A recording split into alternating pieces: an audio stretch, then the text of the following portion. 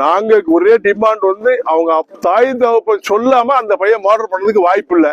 அவருடைய வீடியோ பாத்திருக்கீங்களா? இந்த காட்டுறேன் பாருங்க.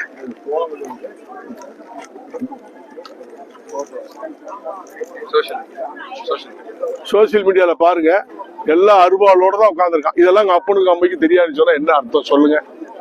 எல்லா அருவாளோட பாத்தீங்களா? கொடுப்பா அவ கொலை செய்யணுங்கிற நோட்டத்துல மொட்டையை போட்டுட்டு வந்தா மர்டர் பண்ணிருக்கான். அதுக்கு முன்னால பாருங்க பாருங்க, எல்லாம் எடுத்துட்டு பிளான் பண்ணி இதெல்லாம் வீட்டுக்கு தெரியாது, அவங்க அப்பா அம்மாவுக்கு தெரியாதுன்னு சொன்னா எப்படி ஏத்துக்கிற முடியும் சொல்லுங்களேன்? நானே கேட்கிறேன். இந்த மாதிரி கொடுமையான பிள்ளைய வளர்த்தெல்லாம் நீனும் சேர்ந்தானே பண்ணிக்கணும். அப்ப நீனும் உள்ள போ. இதுக்கு இன்வால்வ் நீங்க பேரண்ட்ஸ் தானே காரணம். அதனால அது கண்டிப்பா அவங்கள கைது பண்ணணும்தான் எங்களுடைய டிமாண்ட்.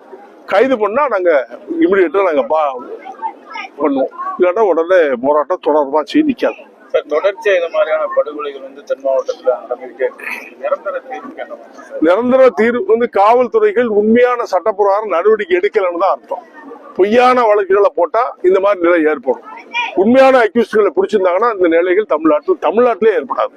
அது தென் மாவட்டங்கள் அதிகமா ஆணவ கொலை தான் நிறைய நடக்குது. நம்ம உங்களை பத்தி ரிப்போர்ட்டர்ஸ்க்கு அனைவரும் இது நடைபெறாத சட்டப்பிரகாரம் சட்ட நடவடிக்கை ஒழுங்கடியா எடுக்கணுங்கிறதா